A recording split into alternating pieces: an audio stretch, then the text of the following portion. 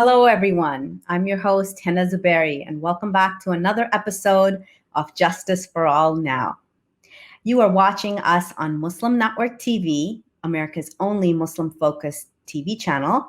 You can always watch Muslim Network TV 24/7 on Roku, Amazon Fire, Apple TV, and Galaxy 19 satellite. So, today, our topic of discussion is the role of Muslim women in the struggle against apartheid. And to discuss this, and as well as the current Muslim movement in Muslim women's movement in South Africa, is a dear mentor, friend, somebody I really look up to, Sister Shamshad Begum Sayed. I met Sister Shamshad when we invited her under the Afia Foundation to speak, and both me, Sister Shamshad, and I share a love for Sister Afia Siddiqui. And Sister Shamshad had been invited to the United States to speak with then Vice President Biden, who is now President-elect Biden, on the release of Sister Afia Siddiqui. And we spent a bit of time together, alhamdulillah. And from her, I learned the role of Muslim women in the struggle for against apartheid. And I didn't know this part of the history, and so I'm so honored and proud to welcome Sister Shamshad all the way from South Africa. Let me tell you a little bit more about her. She has a double honors degree in Islamic Studies and History, and in HED postgraduate. She's also the managing director for Sayed Global Productions and the former head of Women's Affairs at the Human Rights Foundation. She's a founding member of ITV and Dean TV, and she's done a lot of work in education. She's been a formal school principal and is the CEO and spokesperson and the founding member of South African National Muslim Women's Forum. And I'm really excited to talk to her about this because I believe this is the model that they have implemented in South Africa for Muslim women's work is just absolutely fascinating and something that can be replicated in English-speaking countries around the world. So thank you so much for being here, Sister Shamshad, and welcome. Shukran Jazilan, Assalamu alaikum to you and all the wonderful viewers of Muslim TV Network. Thank you for such a warm welcome. Really honored to be in your presence. I'm actually very nervous because knowing Sister Henna Zuberi and all the work she's done, mine is just like a drop in the ocean. So, Shukran Jazilan, and lovely to share the platform with you once again. You really blew us away with your presentation at our conference, as you rightly said, for the South African National Muslim Women's Forum. Yes, we'd like people to replicate, and women especially to replicate. We're a minority of a minority, or in less than 2% of the population. But we do a lot. We're vociferous, I won't say flamboyant, but yes, we're very, very active. Alhamdulillah. Alhamdulillah. So I'm going to start and talk to you first about, please share with some of our audience who may not know the history of apartheid in South Africa, and just so we can define the terminology and people understand, especially young activists who may be watching, and our next generation who may be watching, about what was life like under apartheid in South Africa. It was difficult, it was oppressive, it was brutal. We hear the word apartheid, but I think the genesis of it was here in South Africa. My own experience, if I may just share with you, because you asked me for my personal self, I think you became politically conscious overnight because you were suddenly, apartheid, what it did, it was based on the policy of supremacy. And who was the supremacist? Was the white Afrikaner male. Women, Muslim women in particular, were triply marginalized because the supremacist was Christian as well. So we were not white, we were not men, we were not Christian. We were women, we were Muslim, and we were triply marginalized. But that didn't stop us. All of us very complacent. I think we live maybe our parents lived good lives because they had it all. But what apartheid did then, it locked the wealth of the land in hands of a few.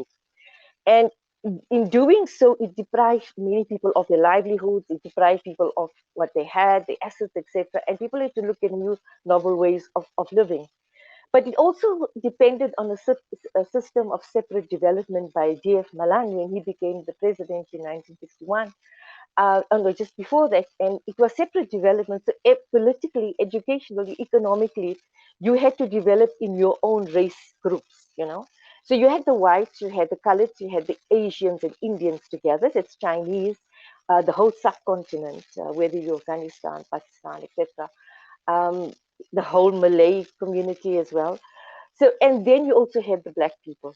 So the idea was if uprisings start, they will start in the black area, they will go to the Indian areas. By the time they reach the colored and the white areas, we'll get them with the brutal force.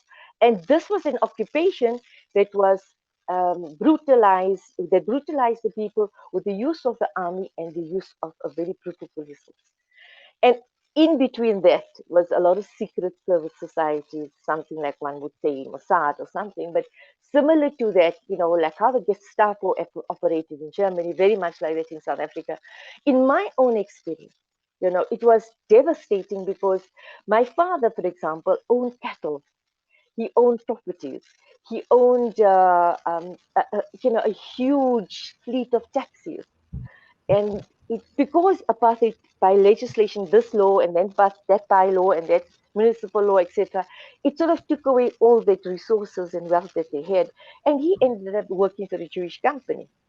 Mm. And what hurt me the most was one day, as a transport manager, he had to go and collect the truck that broke down in the Orange Free State, which everybody knew at the time was the most conservative, most inward looking, most oppressive province at the time. Mm. And he needed water. He had to rush out, so he needed water. It's quite late, and he came to the window, and he came into the shop to buy a bottle of water, and they said, "Don't you see that you need to go and buy it from that window, that hook? The hook means that little hole there, Mm. where blacks and non-whites need to go." And he went there, and when he got there, they closed it.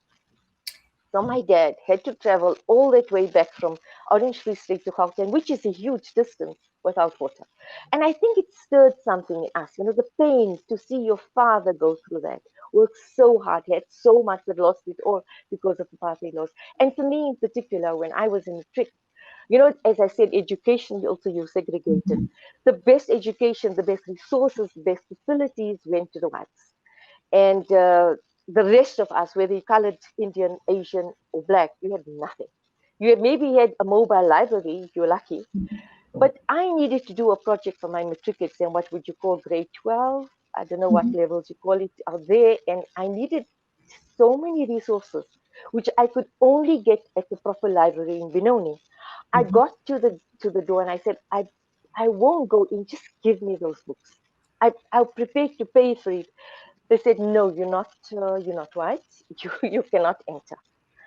And I remember my How brother-in-law did who had you feel at that moment? That is, and that just. dehumanized, very dehumanized.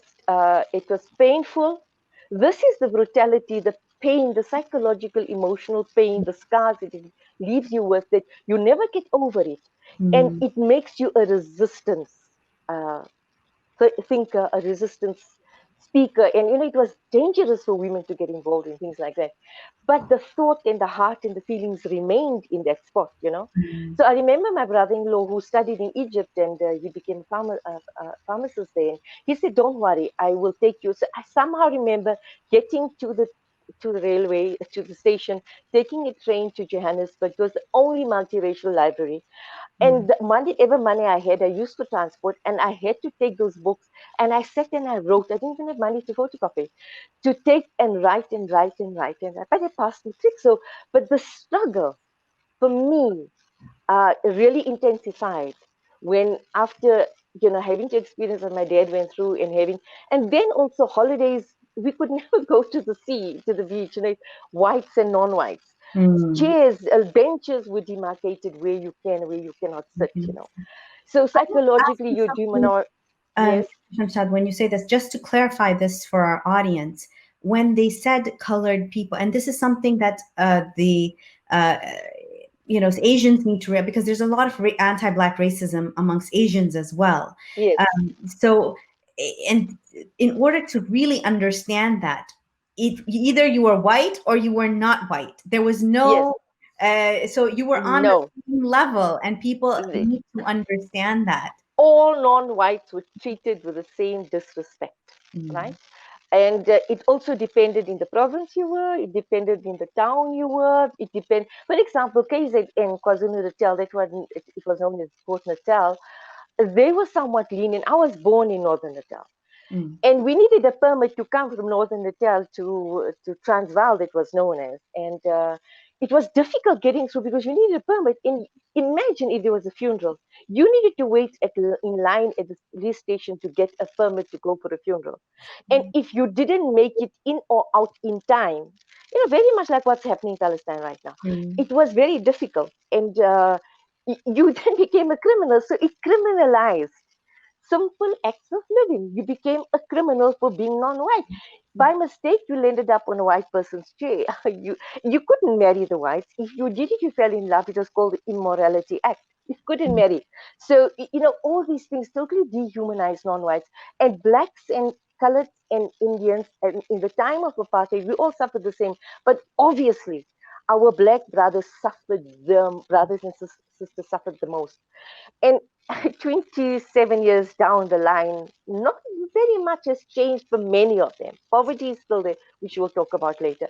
But coming back to the point of apartheid, it was brutal, it was dehumanizing, it robbed you of your senses as well. That you wanted to think straight, you wanted to do the right thing, but overnight you became a criminal mm, just for being a different skin color.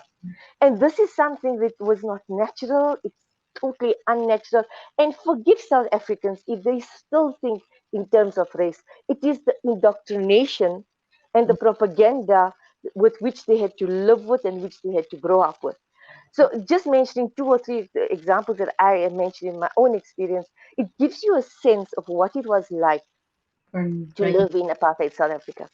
And can you imagine in 1994 when we so-called were liberated, the feeling that you could go where you want. COVID has stopped that now, but you could do what you want. You could meet who you want. You could, we have a place in northern suburbs in Johannesburg as well. You couldn't live there under apartheid.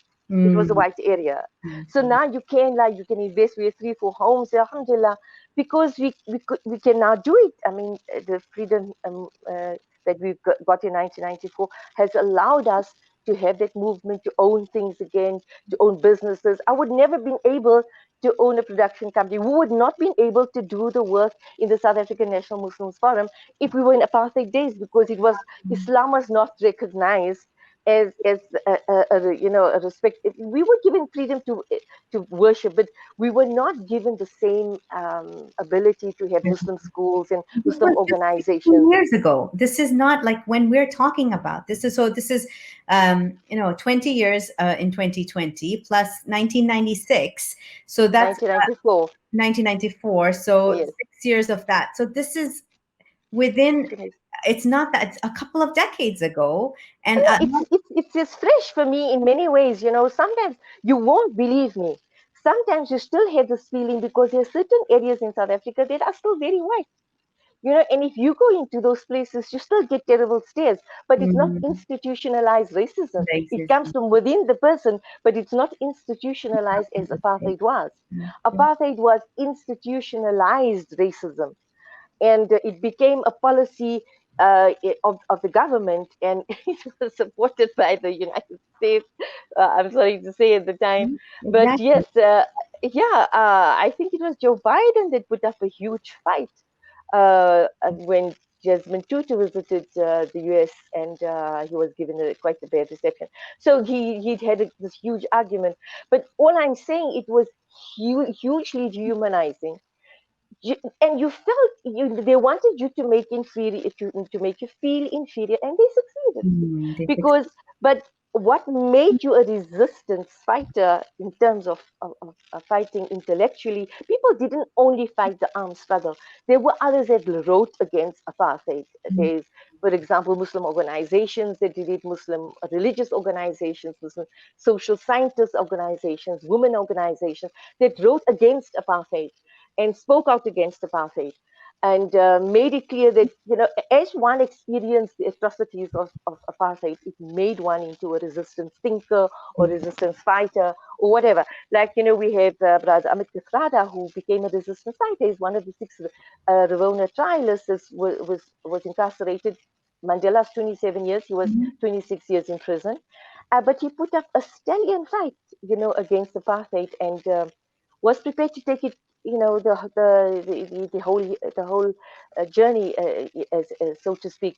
And I think what was the Achilles heel for apartheid was that we learned. I think one of the things you wanted to ask me is, what are some of the lessons we can learn in fighting Thank you. apartheid? And I'm going to come to the lesson, Sister Shamshad. I wanted you Yes, to also, because this was very powerful. I remember you gave a lecture on this when you came to the United yes, States. Was the role of Muslim women in that struggle?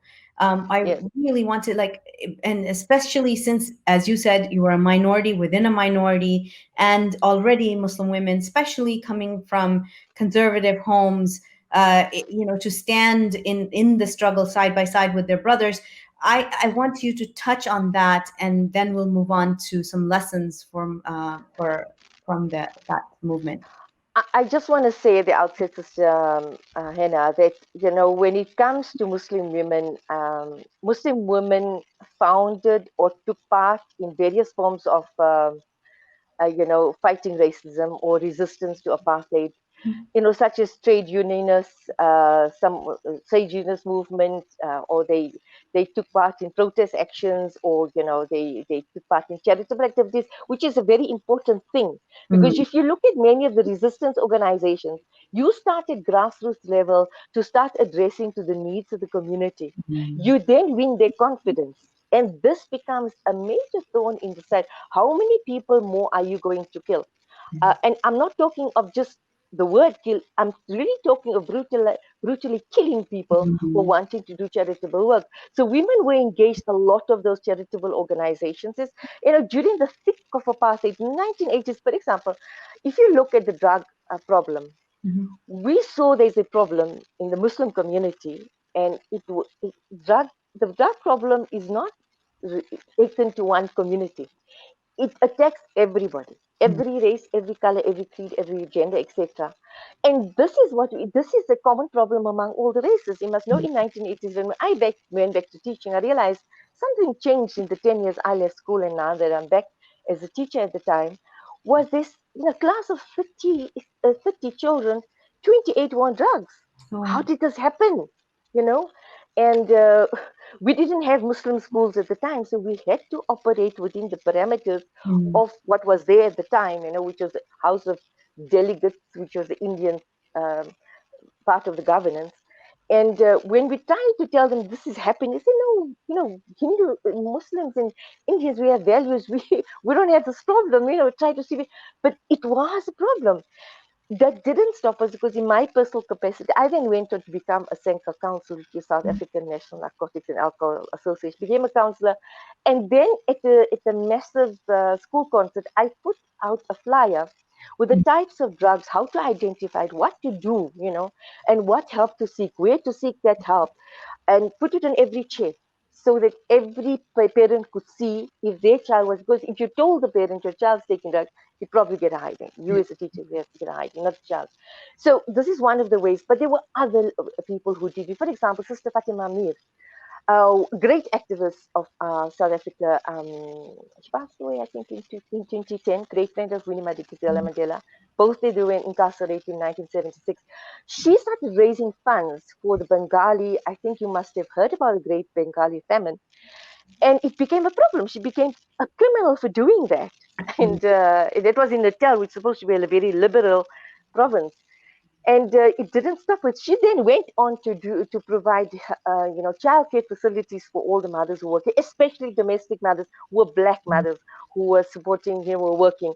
So those are the charitable things. I'll come back to that in point. But I said across racial and religious lines, you found that although there was the a divide, but there was this social upliftment or Mm. this fight for social equality that the women fought for across the board. So you would find a Muslim woman saying to her community, 40 houses is our paras, right? Mm. You cannot go to bed in 40 houses in any direction in your radius, haven't eaten. So Heaven. it became a thing that, then we started what was known, like for example, started the International Muslim Girls Committee, Springs Muslim Girls. They've all evolved into women's forums because then we started making sandwiches for the children at school, providing, hampers for the poor, etc. Mm. Like, and this continued. It's not a national body, but just one example. But it didn't stop other women like Sister Fatima Mir, for example, who did this. Sharing her meals with the poor, Mm. and so you find that the fight for Service. social justice, and social equality became the anchor from which they diverted the activities. And Mm. mind you, they were in prison for it.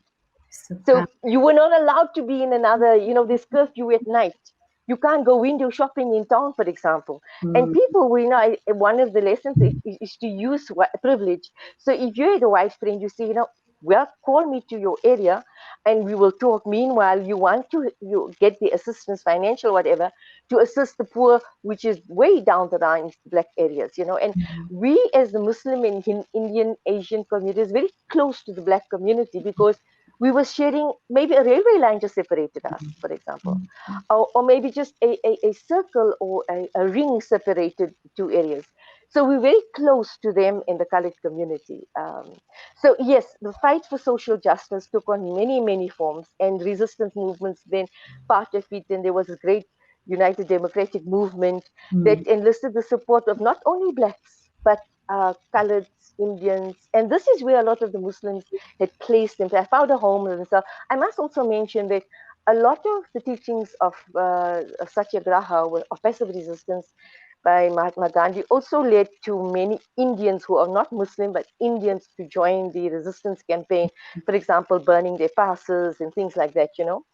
But lo and behold, I think what is most important is that the we just 1.5 at that time, 1.5% of the population, but we also very not at all homogeneous. The Muslim Mm. community in Very South Africa is far from homogeneous, and now after 1994, it's even more less homogeneous nice. than ever before. But with it, when there is a need for disaster like COVID came, and we had, for example, there's the attacks in Syria or Kashmir or something, you find the entire country coming together, Muslims. So this is what unites us. It catapults us into action, just the way apartheid did, because we have it within us to fight for justice, to fight for social justice, not just in South Africa, but throughout the world. And this is something that Yes, had touched me too when in your lecture once you had said this, that because the numbers weren't great. It wasn't like there were multi-millions of you. yes, You were small in number, but that did not stop people from doing consistent acts of yes, resistance. For example, I remember you shared this example of when people would come in at the airport, maybe celebrities or maybe people, dignitaries from other countries. Then Muslim women would stand, maybe it was even just one or two of them would stand with signs outside the airport. So this, yes. This happened, especially with the case of the Kashmir issue. If they knew the leader of India was coming, I mean, even if there was one person stand with a placard to say Indian occupying force in Kashmir, for example, that one voice made headlines. It attracted mainstream media and other types of media. As I said, 1.5% of the population at that time, maybe now over 2%.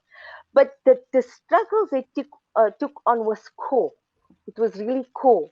If you look at a person like Sister, what was her name, Khadija Gul, go. Christopher, she she realized a social injustice and terrible, terrible legal injustice because there was a white man that raped an Indian girl. He got 9 months in jail. Mhm. But there was a colored man who raped a white woman and he got a life sentence.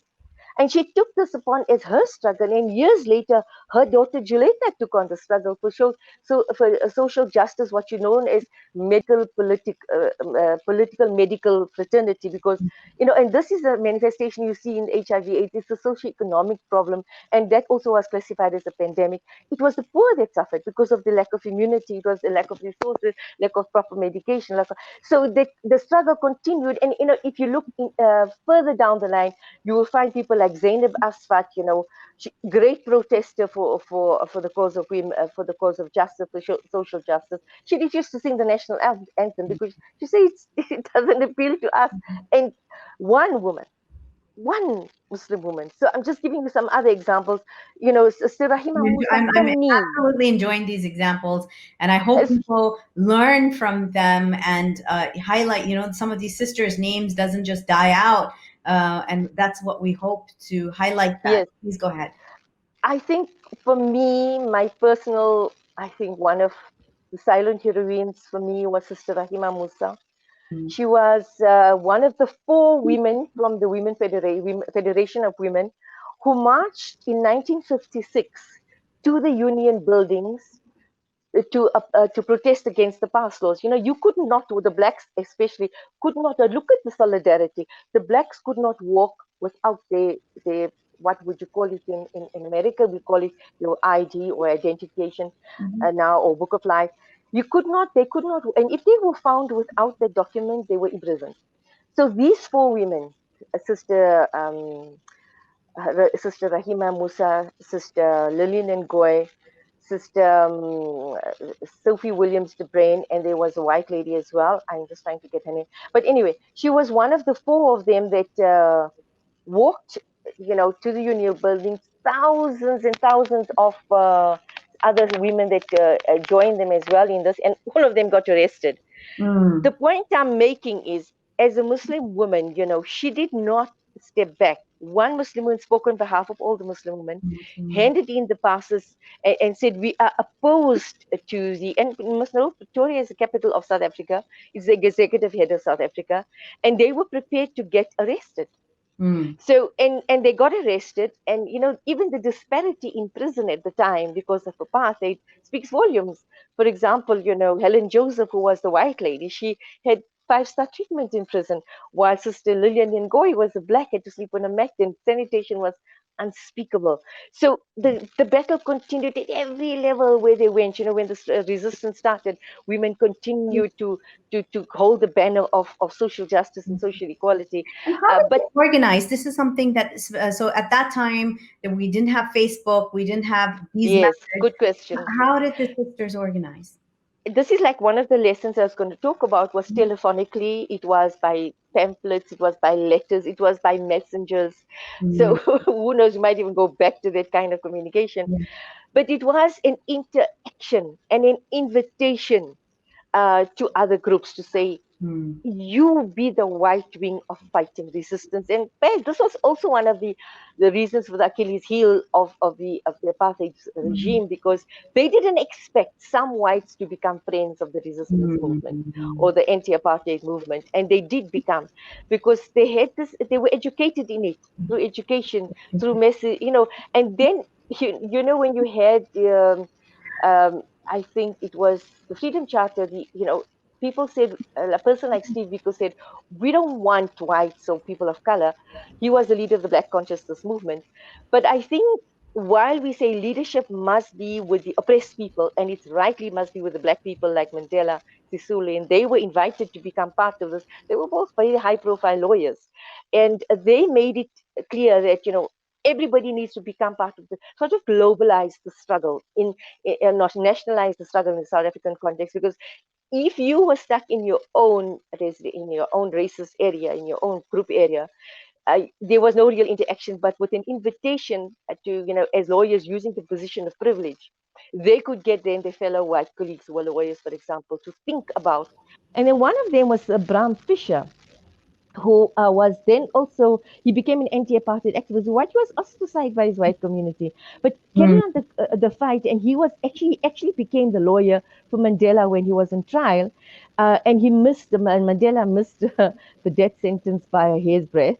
Brown Fisher managed to get him and Ahmed Kathrad and four others Mhm. into a life sentence, which they served 26 and 27 years respectively. And yes, and Ram Fisher himself was put into prison for life because of his fight against apartheid. But it just shows that, you So, know, that interaction. People like, for example, Rahima Musa was, I think she was not mistaken, a nurse, and there's a hospital named after her. So they use their positions, to and talk about what is going on with their colleagues in their workplaces, etc. And it was much more than what I'm saying. I'm so just giving you the not tip of the living in the iceberg. bubble. So that's one of the lessons that I can gather from what you're saying. One was educating people about what was happening. Yes. Two, getting allies from the oppressor's community. Yes, So this is that's something. excellent. Yes, and that is exactly the foundation of the thought process Mm. of when the ANC Youth League, in fact, when they want, when these in the work, they moved on to the armed struggle. But the thought process was such that we need to, and this didn't only stay there nationally; it also went global, Mm. because it went to Africa, and I think Ethiopia was at the helm of alerting Africa to what is going, because South Africa was the tip of Africa. Mm. And here we had our backs to the sea. We're not going to go anywhere. We couldn't go like refugees to any other country. We were going to stand and fight. And Mm. we needed the support of Africa, our African brothers, which they gallantly came to the rescue for. We needed the support of the world, which was done with the anti-apartheid movement, the boycotts and sanctions movement, which worked phenomenally great. And this alerted the world, especially, I just want to come back to the Women's March in Mhm. 1956 to the Union Buildings. I always say, and as a historian, I feel, scholar, trying to be the historian, because I got my honors in it and I was registered my MA, but things changed so quickly overnight. My point is, this was like a precursor to the Sharpeville, which was in 1961, Mm. when males and females together went to hand in their passes at the police station at Sharpeville, and you know the Sharpeville massacre. Mhm. Uh, Attracted world attention, and that led to the armed struggle, and then also in 1976 riots, which was from there it was non-stop world attention on South Africa, because international media descended onto the shores and reported like it is. And they risked their lives as well. Journalists, give credit to them as well for showing exactly the brutalities in the townships. So I don't blame Steve Biko for saying we must be careful. The blacks must be careful of the whites, but because they wanted to only work in their own areas, in the black townships, and be treated as heroes when they walked into the township. But Steve Biko wanted them to work in their plush suburbs, and tell their communities, you're living in luxury. What about sharing the resources with your black and non-white compatriots? And this is one of the lessons also that we should learn. And this is what the women were doing. There's a much more interaction between women than there were men. For Mm. some reason, the men were always watched, but women had to go and work, and somewhat skipped under the radar. And there Mhm. was a lot of communication, but they did use the media whatever they could. Even if it was not South African media, they did use international media through letters, communication, through friends, through family, etc. So many of them, and a lot of people skipped the country. Oliver Tambo being one of them. My dad was a taxi driver, owned some taxis, and he'd actually been, instrumental trying to get some of them across. And yeah, so yeah, as they went into exile, they then told the story in Africa, and they told the story in the world. Like Amit Kader Asmal went to the UK, Okay. and others went to Ireland, others went to Scotland, others went to the United States, others went to Germany. So I think the exiles, and all this together Mhm. gelled. And I'm no expert on the apartheid this thing, but Mhm. I think if you can tell your listeners or your viewers, to Google the apartheid museum. Mm. It has a lot of artifacts about the actual resistance, as well as the apartheid struggle, as well as, and if you are in South Africa, visit it, because it's a place that you cannot miss. You should see what it was like to live under apartheid, with the artifacts that are there, and the write-ups, etc. So, but I just also wanted to mention one or two other names. Amina Kachalia, the Kachalia family were in the forefront of Mm, the apartheid struggle as well. Naledi Pendo is now the Minister of International Relations. mm, A proud history of resistance as well. So it shows what Muslim women, the power, and she's in a very powerful position right now. You had others like Rabia Mutala, and her dad got married, I think, at the age of 16. mm, And then she married a person called Chota, and then he realized she wanted to study. mm, And she continued her studies and continued to resist through her writings, etc. She became the first ambassador to Morocco under Mandela. So mm, it did take them places, but I think for me, Fatima Mir stands out. She had an Indian father, Portuguese Jewish mother, but her struggle, with charity and social upliftment, I think it was like it's something in the tradition of the wives of Rasulullah Sallallahu Alaihi Wasallam. When they wanted opulence, there wasn't a verse, and for 29 days, Rasulullah Sallallahu Alaihi Wasallam left the women, his wives, and the verse came down: if you want opulence, you can be divorced. You should do social upliftment. Every single wife of Rasulullah Sallallahu Alaihi Wasallam chose social upliftment. So women are resourceful, and they used their talents mm, in South Africa as well. Not just to multitask, but also to use whatever was out there, the little abilities and capabilities and legalities they used, and they spun it to be able to uplift society. And then it became more vociferous and dynamic. And it became and the Muslim women, they don't ever go to the media and say, I did this and I did that. mm, Really. Some may. But even in those days, like my granny, she used to every Monday make sure that all the poor people were out and she'd feed them. And every Thursday, every Monday she'd give out all clothes, and every Thursday she'd feed them. And we know that Islamically, your deeds are taken into account on a Monday and Thursday. So imagine getting your record written, and she passed you on a Friday. Alhamdulillah, I think the struggle and within see, what, Muslim women what has I'm hearing always been there. from what I'm hearing from you is that sometimes we think of these grand activists, especially these days, these celebrity activists that are at the front line and they're at the protests. And a lot of times we don't realize that that is just one part of a resistance movement. Mm, Being at home, just like your grandmother, or just like some of the sisters that you're talking about, you can be a part of the resistance in whatever capacity you are in. And that is a lesson that I'm, garnering from the work of the women in South Africa. I really want to talk a little bit about the work. What is going on now? What is the status of Muslim women in South Africa now? What are some of the challenges? And I know you have started a media company that is taking on some of these challenges that the Muslim women in South Africa are facing.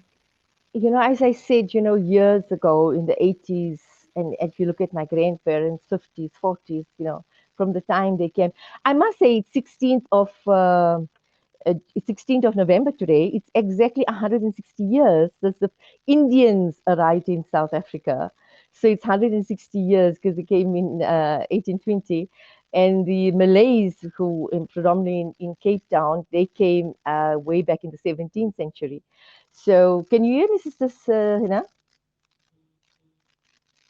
Can you hear me, Sister Hina? Yes, I can hear you. Okay. Okay, fine. I just thought I lost you for a while. So yes, so this activism I think is innate in Muslim women, to serve and to serve not just their families but their communities, because as Islam says, you need to see to 40 houses in your vicinity. And I think the example was set for many of us. But apartheid stirred us, it created a political consciousness as well, that it's not just work, it's much more work that we need to do now, because much more people are oppressed, much more people are starving, etc. But I think in the context of South Africa, we're facing two serious problems. There are many, but the two main ones is poverty, hunger, and gender-based violence. I think gender-based violence is actually called the real pandemic in South Africa, and it got even worse under lockdown.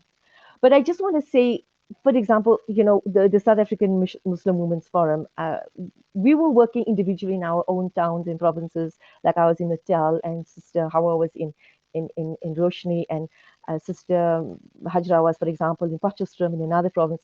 It just so happened that we just, the networking started. I was doing Northern Natal from Newcastle, Danhauser, Dundee, Colenso, Escort, Ladysmith, etc. And Sister Hawa was doing it here in Roshni with all the other towns and village towns around her. And we met in 1998, and where we started then forming the national body, because we said, there was, as I said, South Africa is not a homogeneous community. And there was some ladies who wanted to use Muslim women's work to say, they work under us and they were a political organization. And we said, no, we an essentially Muslim organization doing social upliftment to please the Almighty in accordance with the teachings of Rasulullah Sallallahu Alaihi Wasallam, without having to waver in our duties. And we want to be with, women of like mind who are already there, but just to form an umbrella organization. And we were then encouraged by several ulama, one being the late Maulana Yusuf Patel, who's now buried in Makkah al-Mukarramah, as well as the Maulana Abbas Jinnah, who is the head of the Jamiat Ulama South Africa, and quite a lot of other well-wishers, politicians, and quite a few of them, quite a few organizations. So we then formed a national board, like an umbrella organization, and much of the work that's being done by forums on a daily basis, we don't take credit for. We do come together for major things, and we club together our resources. Goes no use each one doing it themselves when we pull our resources together. A case of which in 2017 we raised over 1.5 million rand for the Syrian refugees. It was really bad at the time, and we did the similar. We had a Kashmir conference, for example, when it was 60 years, under occupation. We said we cannot let just this go by unnoticed. We want to do something. So we gave a certificate, and there's a certificate here, to show that whoever took part, you gave them a certificate to say they took part in a Kashmir. It was in association with ITV at the time. They took part in this conference where Rahima Musa's daughter was the guest of honor. So alhamdulillah, and it was a seminar that alerted them. Then we also got involved in the BDS campaign for Palestine, etc. And the other thing that we did Islamic inheritance for women, I don't know if you can see that, and gave them certificates to say, what, we educationally, emotionally, politically, socially, financially enhancing women. So every year we've had this annual conference of women, which you were part of this year, empowerment conference for youth and sisters, because youth is our target, their future, So to get them, how did it start, Sister Hina? It's amazing, because we realized one of our chairs, we have 200 and some odd chairs more and growing by the day. And one of the chairs' husband passed away, and lo and behold, she didn't even know how to access husband's account for bread and milk. And we said, no, we cannot let this happen. So we got in the big guns, the captains of the industry. We got in banks, Islamic banks. We had a seminar, and we spoke about financial empowerment, emotional empowerment, mental empowerment. And then it just evolved, because then we looked at the needs from one year to the next and took resolutions and said, we will not move forward until we implemented the resolutions of the previous conference or seminar. It evolved into a conference, and we had people like Sister Yvonne Ridley, all of them come and be guests, and great South Africans, Sister Nolusapo Mandela, who's the mother of Mrs. Mandla Mandela from the Royal House of Mandela, And grace us. One of the things that really, really impresses me about your work is that it is not run by another organization where the No. women section is sort of like, oh, this is the sisters part of the organization. This is No. it is This is the genesis. grassroots. The Yeah, genesis of it was women, yeah, and we're not going to talk of nemesis. There's no nemesis. It's going to continue. yeah. And the genesis of was purely woman grown. But we did get guidance from the ulama and scholars, whether they were professors or whether they were ulama, or because we have we have friends in both camps, or three, whatever camps, that said, your work is so good, But we remain under the radar. There's a reason for it. Islamically, you know what the right hand does, the left hand mustn't know. Many forums don't want to go into the limelight because sometimes it's of a sensitive nature. Mm. When, for example, a woman's husband has deserted her and she's abused, she needs to be kept private and safe. So many cases like that, many cases like that. We're sitting with the pandemic of gender-based violence in South Africa, and Muslim women included. And the good thing about this, you mentioned that we're homegrown women. We also Muslim women who work with all the races, especially our Black community, our African Mm. brothers and sisters. That's where the bulk of our social upliftment is, and Allah is the judge today. While we do come together for global humanitarian crisis, man-made or natural, the other annual event we also have is the Kirat Jalsa. And Sister Hena, I don't know if you know this, but this is the day we're just going to have our 10th one in a few months. And this is in commemoration of Sister Afia, Hafiza Alima Afia Siddiqui, who lived and loved the Quran. So we commemorate her and we use our political freedom, our democratic right to voice our opinion, to claim her, or to claim for her freedom or fight for her. And we pray for her every day. We hosted Sister Fawzia Siddiqui twice. Mm. And we raised considerable sum for her court cases, which we hoped would make some difference, but Allah knows. And, we also very involved in orphanages, old age homes, secure homes for women, abused women, schools, hospitals. We built a clinic in Pakistan during the floods Mm. on the border where there was a flood, so you'll find it called Mandela Political Clinic. advocacy. Do you all do political advocacy as well? Sorry, I didn't get that. Do you do political advocacy as well? Yes, when it comes to Kashmir, when it comes to Palestine, when it comes to Syria, when it comes to Burma, when it comes to the Rohingya situation, we join with other NGOs, humanitarian organizations. We have taken part in a fair amount of protests for Sister Afia Siddiqui. We handed a memorandum in 2012 to the American Embassy, Mm. the main American embassy here in Johannesburg, and we took center stage because we occupied the main road that leads to and from I've this seen the mall. it. Yes, and we've got all that on video. I should have shared some of those video clippings. I can still send it to you. And we then handed a memorandum over, and I was just afraid. I was coming to the US by invitation, and I was worried because they know my name is linked. I was the woman to represent the delegation there. Would they allow me? And there was no problem. And people were worried because Trump was just inaugurated. And I said, don't worry, he won't trouble Muslims. And I don't think he did. So we just must have hope. We must be brave. You see, what apartheid also did for me and for many women was it just made us strong.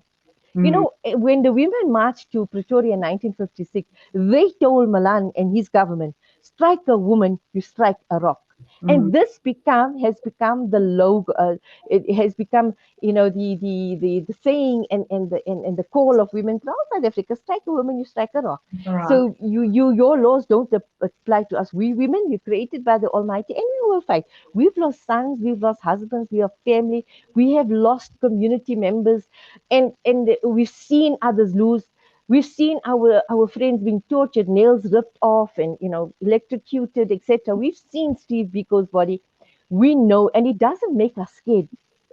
If anything, it made us very strong, Stronger. and it One made. before I know we're wrapping up the hour. One question I did want to ask about the organizing. So, how do you do it according to province? Is there a forum in each province, and then the forums connect annually? There's a forum in every town, in every province, and we have a WhatsApp. Hey, WhatsApp, the technology has made it very easy for us to communicate, and we do communicate through WhatsApp on a daily basis. Hmm. Who's doing what? Right now, we're running a bread project, and it's so easy. It's like 7 rand, which is less than $1. To contribute for a family, to buy bread, etc. So all that now they replicate. So what we do is, we our motto is enjoying what is good and forbid what is evil, and what we do is replicate. One of the beautiful things, and many of our domestic workers are of the Black indigenous group. So what we do is once a year we give them a luncheon in the various nights. Replicate. It started in Middleburg. It's now being replicated in all the provinces and all the towns. All the forums are doing that. So they had the workers union, domestic workers luncheon, and then now we started this bread project, and that's being replicated. But we come together as a whole, whether it is online or physically, to do work like the conference and seminars and the Kirat Jalsa in the name of the staff FPTK, which we join with Al Tawheed Islamic Center, which is a Dawa oriented organization. And we've worked with major NGOs like Al Imdad, Gift of the Givers, which I'm sure you know, Imtiaz Suleiman. And we've worked with a range of other international and local organizations to be able to see to the needs of the global, national, and local communities.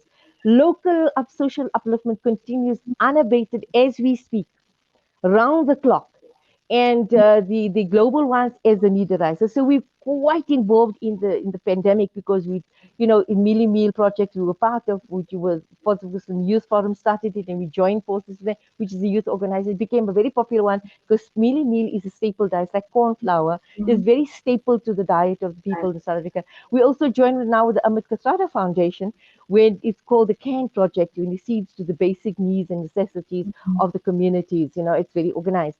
So there's a lot more we can talk about, but just for the we're busy with clothing distribution, and now's the time to part with it because you don't need to rest to go anywhere. So we sharing and have impacted the work, and I think that it must have amplified the work that you all have been doing. it has amplified the work, and it shows the position in women in society, much as they are the victims of social gender-based violence. And there's a lot of social, emotional, financial, mental abuse, especially I think under the lockdown. We saw a lot of that. But it doesn't stop the strength of women to come into the fore. Apartheid couldn't break us. This won't break us. But it does need our divided attention to deal with it. And I think the larger community has already approached the president. We have never went to the president, God recognize our work. If he doesn't know it, but it doesn't matter because we're doing the work every day for the government and doing. It's for God, right? So it Yes, doesn't and matter. Amit Katrada Foundation knows they fall on us now, So as I said, our work is not. It started off as social upliftment and social justice, but this is the powerful wing of any resistance movement. Empower them, empower the underprivileged, empower the masses, become their friend. And this is what politicians do election time, but we do it every day and win their trust and confidence, not because we want anything, because in the hereafter we can say to our maker, we as women, your prize creation, oh Almighty Allah, we tried our best. You accepted from us with the intention of social upliftment for your pleasure. Say service to Allah is actually service to humanity and to His creatures. When we involved also in saving the environment, we quite involved in. We had the youth conference last year where we made the children made outfits, wedding outfits, all included with recycled material, and they were stunning, actually stunning. So we stop at nothing to do what we have to do, uplift our communities. We're a group of very dedicated women. We don't take credit for the work we've been doing out there in the forums. There are many. And there's competition to get, and we must always compete for the good. We should never keep it to ourselves. We should compete with each other to It's do so good and join what is good. inspiring to Yes. And, hear the and, way and that you all work in yes. competition, but as a unit. Yes, as a, and Allah and Subhanallah, Alhamdulillah, Sister Hina, I can only say Allah has blessed us with so much of muhabbah. That we have so much of muhabbah that we have to put out a call, like the one sister put it out in Springs, and she is a divorced single mother, and she said, I'm seeing my community. She lives a few blocks down me, and she said, people are starving, Appa. I need to really get them some, let's do this. And I said, you started our pan for it, and she started it, and now all other towns are replicating it. So Replicate. never underestimate your sincere thoughts, and never think that a small action can bring so much of good globally just by you starting something good, enjoying the good forbids the evil. And we do fight. Yes, we fight against injustice. We fight by doing the good. We fight by bringing relief. So, and we're also in the process of educating women, not just as far as gender-based violence, not just to give them relief, but also to fight back. The law in South Africa, alhamdulillah, is very, very pro-woman right now. So they need to know their legal position, and that's the struggle we're fighting right now, is to make them understand through workshops, online workshops, etc., to say, these are your rights. You need to fight for these rights. You need to know your position. Why are you taking the abuse? Why do you keep spending money on court interdicts when your legal right is that you shouldn't be abusing by any stand? Why are you begging for money when your husband should be maintaining you and the children? And so these are the legal rights that we are trying to make them understand. So it's not just giving them the fish, but also teaching them how to fish, making them strong in their own right, because some women are timid, perhaps the upbringing, and I don't think Islam tells you to be weak, because if you look at our famous personalities, Hazrat Khadija wasn't weak. I mean, she took Exactly. the boycott for 2 years, and she gave all her wealth to her husband because he was Muhammad sallallahu alaihi wasallam. Yes. She made him the leader of the empire of her empire to use for the cause of Islam. And if we have a Muhammad, there's nothing we won't do, for our men. But if you're going to treat your wife less than an animal, then expect a lioness to come to the fore. So Exactly. this is what we say to women: Thank you you so have it much. within you.